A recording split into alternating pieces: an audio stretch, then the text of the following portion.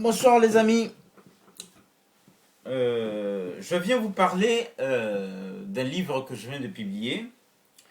Je vous mettrai dans la description le lien sur lequel vous pouvez aller commander. Partout où vous êtes, vous pouvez passer la commande. Si vous avez une carte bleue, vous êtes au Sénégal, au Maroc, vous pouvez passer la commande. Si vous n'avez pas de carte bleue, vous pouvez écrire à la maison d'édition via Facebook, soit par mail, ou voilà, soit vous leur envoyez un message par mail ou par Facebook pour commander le livre, faites un transfert au Western, par exemple. Voilà. Et on va vous l'envoyer. Donc, alors, le livre, le voici. Voilà. Donc, voilà. C'est le livre, hein. C'est, comme vous voyez le titre, hein, Rentre ou ferme-la. Et en sous-titre, c'est On ne peut pas ériger la tradition comme seul et unique projet de société. Alors, de quoi s'agit-il? De quoi je parle dans ce livre? Alors, je parle de moi, déjà. Je parle de moi. C'est la raison pour laquelle j'ai mis ma photo, parce que je vois déjà certains qui vont dire ah, il a écrit un livre et il y a déjà sa photo sur le livre. Quand vous écrivez une autobiographie, pour ceux qui ont une petite culture de lecture, les autobiographies, il y a toujours la photo de celui qui écrit. Parce qu'il parle de sa vie, en tout cas moi, lecteur, quand je lis une autobiographie, j'ai envie de mettre une tête sur la personne qui parle. Hein. C'est toujours ça. Vous lisez la vie de quelqu'un, vous avez envie d'avoir une tête, de connaître de qui s'agit-il. Voilà, c'est pour ça que j'ai mis la photo. Alors, ce livre, pour moi, je vais oser le mot, c'est un sacrifice.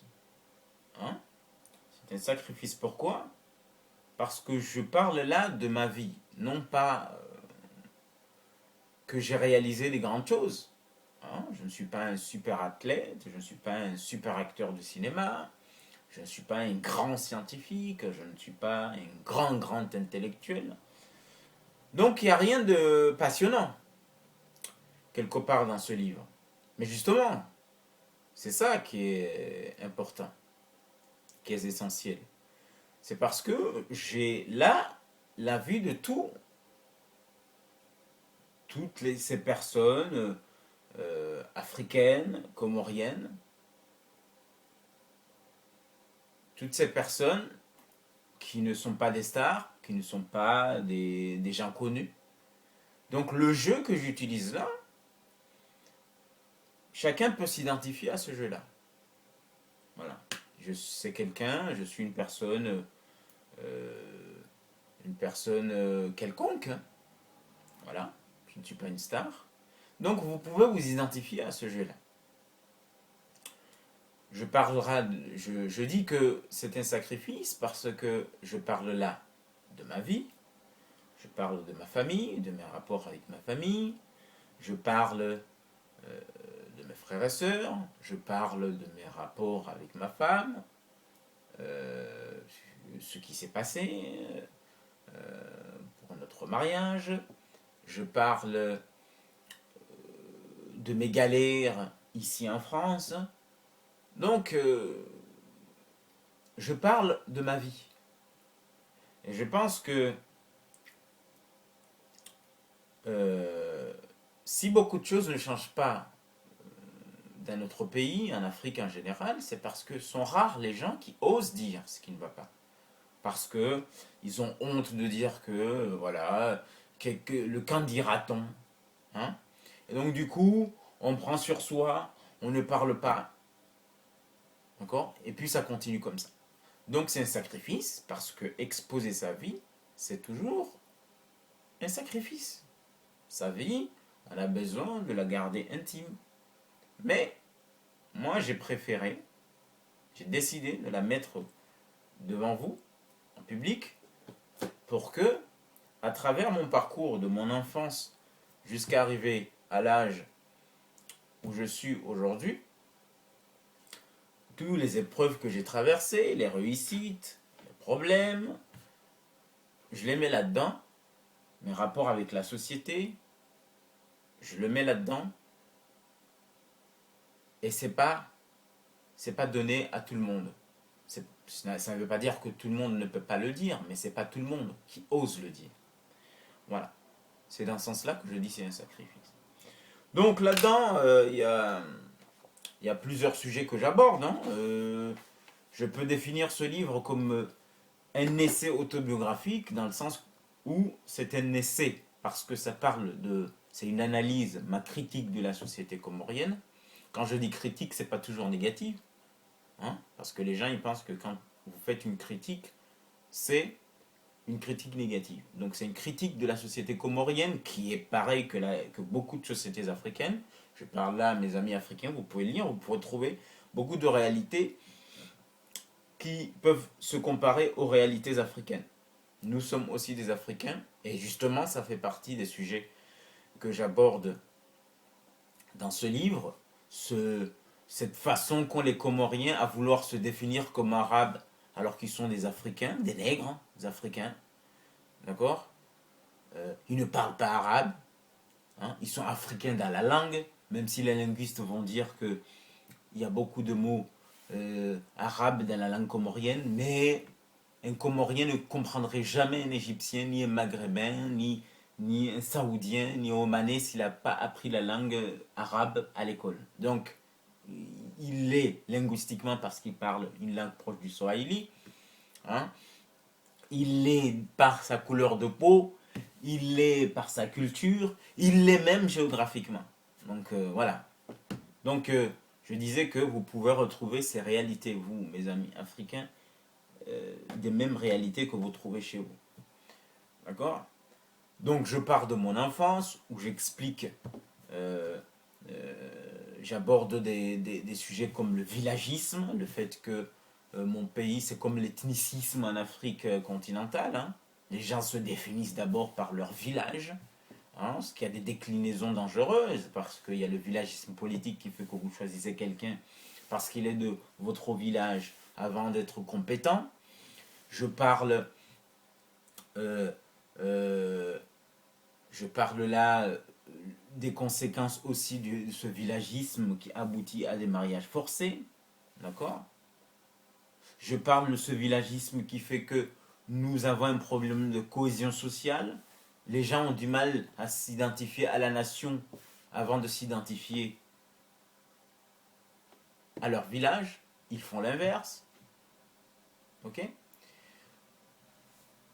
J'aborde des sujets comme celui-là. Je pars par exemple de l'exemple du cas de mon père qui a quand même fait un peu de la politique, hein, où il s'est heurté à ce clanisme, ce villagisme, hein, ne serait-ce que bon, vous allez le découvrir dans le livre, ça ne sert à rien que j'aille dans le détail. J'aborde ce villagisme dans le sens politique qui veut que quand vous avez des responsabilités, vous avez un ministère, vous vous occupez d'abord de votre village. Aujourd'hui, nous avons une constitution fédérale qui fait que chaque île, il y a une tournante qui fait que chaque île va présider le pays. Et vous avez, dès qu'un président vient d'une île, parmi les îles qui composent l'Union des Comores, vous allez avoir des fonctionnaires qui vont débarquer, hein, de l'île en question, qui vont envahir les ministères parce que c'est leur tour de se servir, en fait. Donc, j'aborde des sujets comme cela jusqu'à aborder le problème qui oppose Moroniens Moronien, entendez Moronien comme concept, hein, parce qu'il y a des gens qui viennent de villages et qui sont Moroniens, d'accord, dans le comportement, un niveau social, une façon de se comporter, et des villageois, hein, cette collusion qu'il y a, d'accord, qui fait que on ne peut jamais avoir une manifestation qui rassemble tout le monde à Moroni, parce que les autres vont dire c'est un combat de Moroniens, ça ne regarde pas alors que ça concerne tout le monde, et ou qui vont dire on n'y va pas parce qu'on n'a pas envie qu'on aille nous regarder de haut, hein, parce que je le disais dans un post que je viens de faire, que j'ai mis sur ma page Facebook, cette manifestation de femmes à Badianani, bien que toutes les femmes ne soient pas de Moroni, mais elles sont moroniennes dans le concept. Je pense que tout le monde a compris ce que c'est. Et si cette manif se déroule à Badianani avec ces femmes moroniennes conceptuellement, elles auront du mal à avoir des femmes qui viennent de femmes villageoises qui vivent à Moroni, qui connaissent les mêmes problèmes et qui ont tort de ne pas aller dans cette manifestation. Mais cette femme-là ont trouvé l'excuse de ne pas y aller. Cette excuse, c'est on n'a pas envie qu'on aille nous prendre de haut.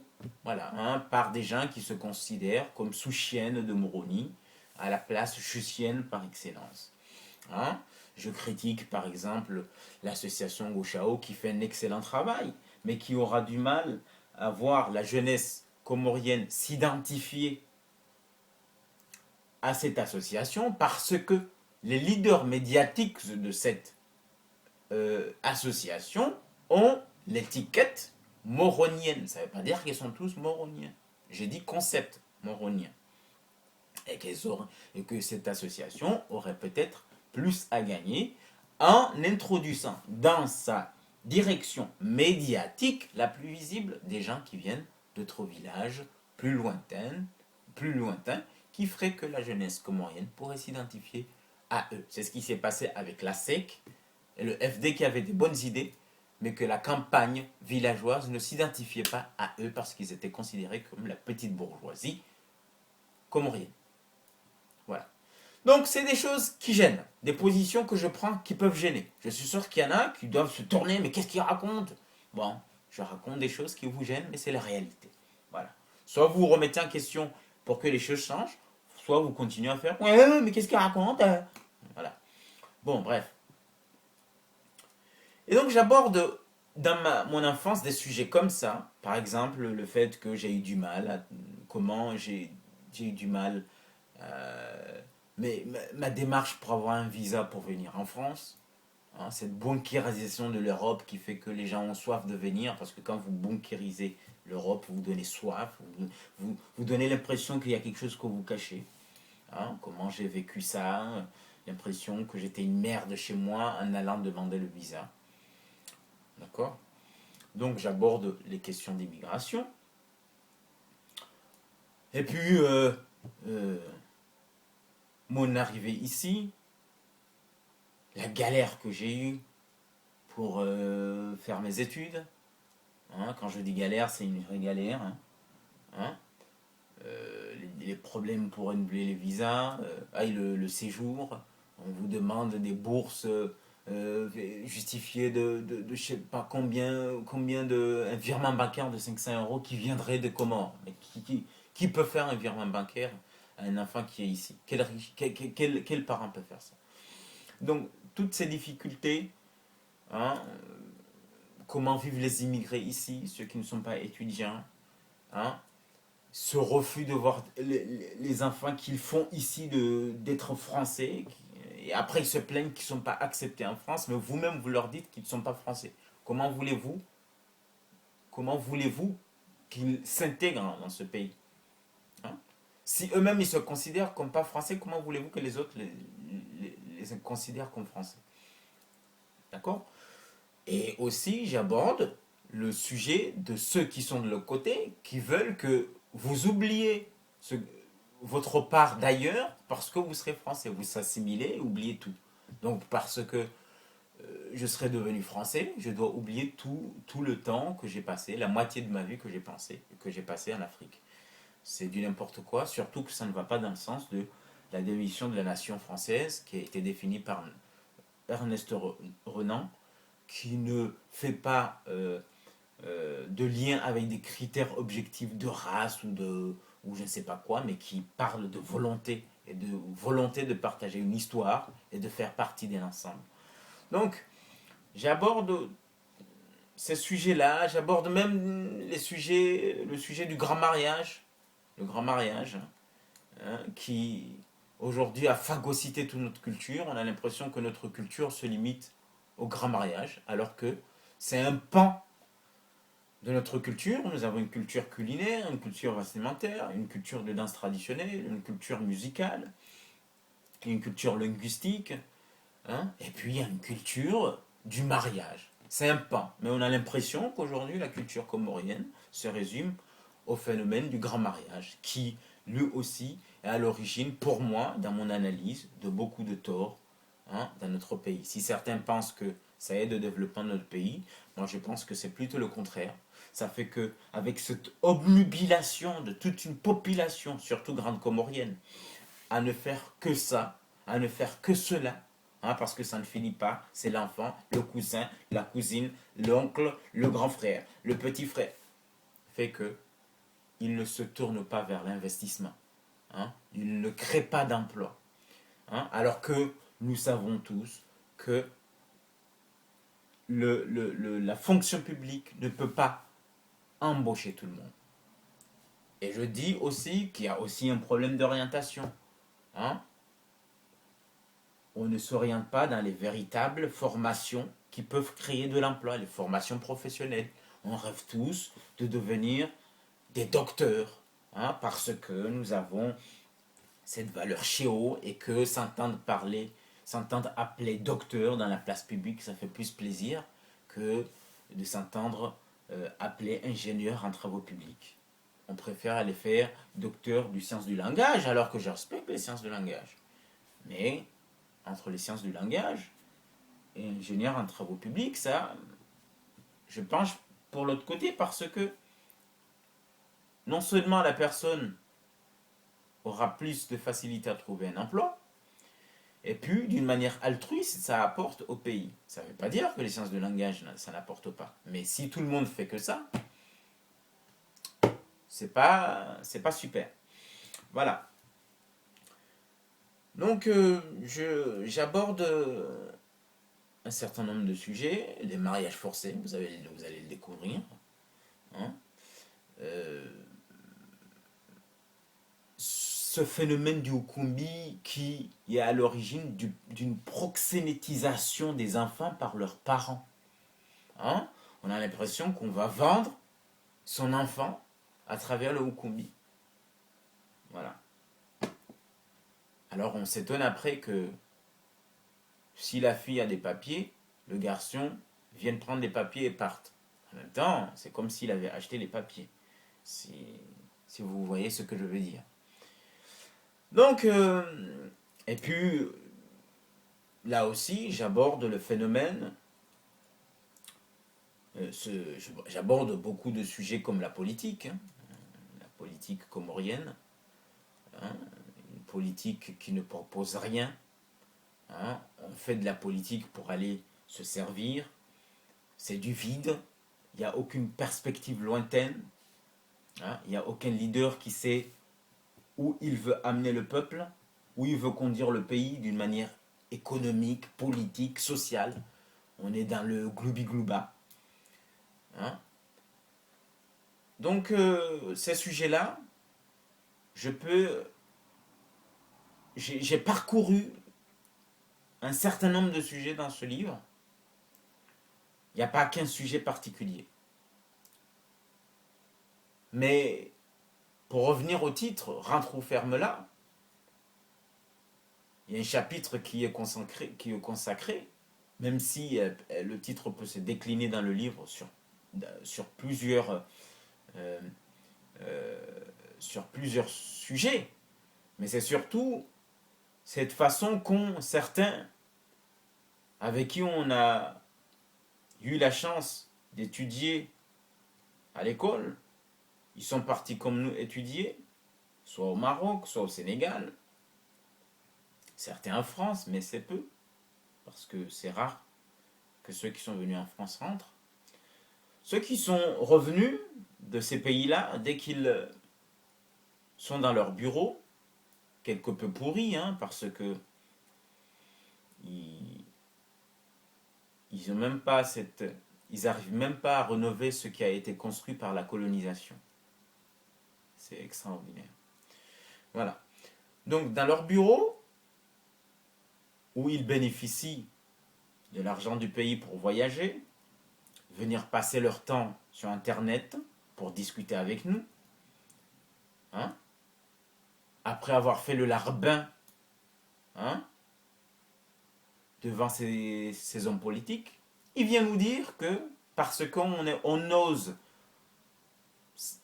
des fois évoquer les problèmes qui se passent au pays, leur impéritie, leurs incompétences, leur corruption, parce qu'on ose le dire, ils nous disent, ils nous retorquent, rentre ou la ferme. Pour eux, ils ont fait un sacrifice d'être rentrés au pays. Quel sacrifice, hein? Vous avez un salaire, vous avez Internet à gogo, vous nous répondez tout le temps sur Internet. Hein? D'ailleurs, la plupart ne travaillent pas, ils sont tout le temps sur Internet. Vous avez un salaire, contrairement à beaucoup de nos citoyens qui n'ont pas de salaire, qui n'ont pas de travail. Vous êtes la classe privilégiée de ce pays.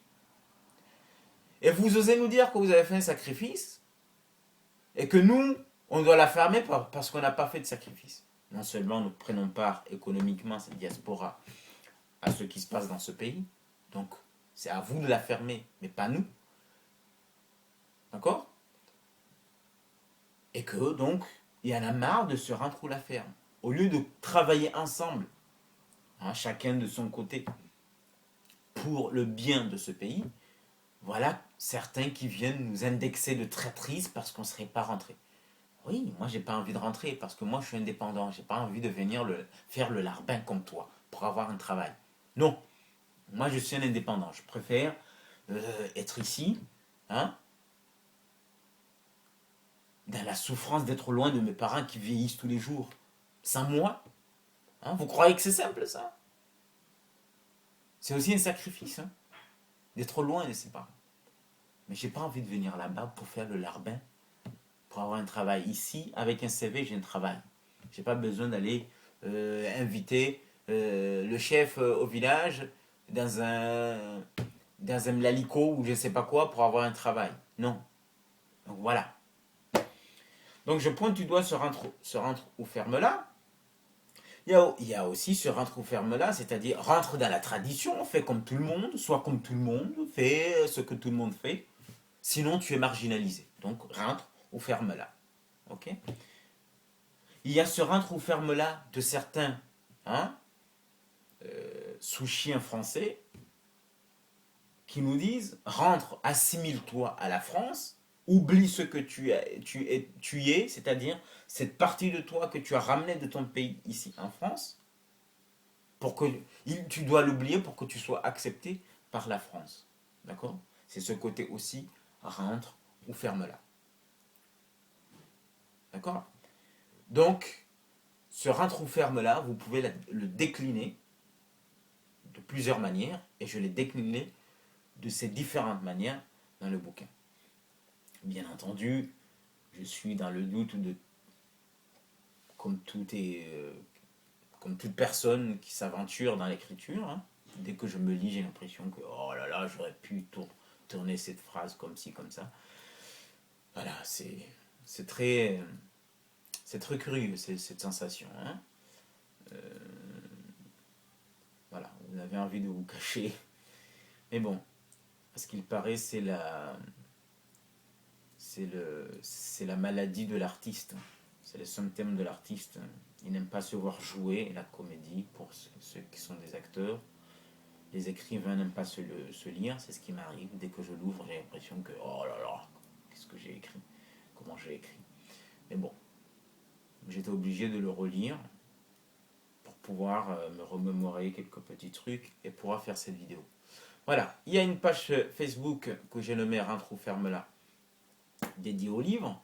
Je vous convie à venir donner vos impressions après lecture, aborder les sujets, dire sur quoi vous êtes d'accord, sur quoi vous n'êtes pas d'accord. Parce que, comme je l'ai dit, ce sacrifice d'écrire ma vie, c'est pareil. Pour que les choses changent, il faut qu'on vienne aborder le sujet, débattre. Donc, vous êtes d'accord sur quelque chose, vous venez le dire. Vous n'êtes pas d'accord sur quelque chose que vous aurez lu dans le bouquin, vous venez le lire.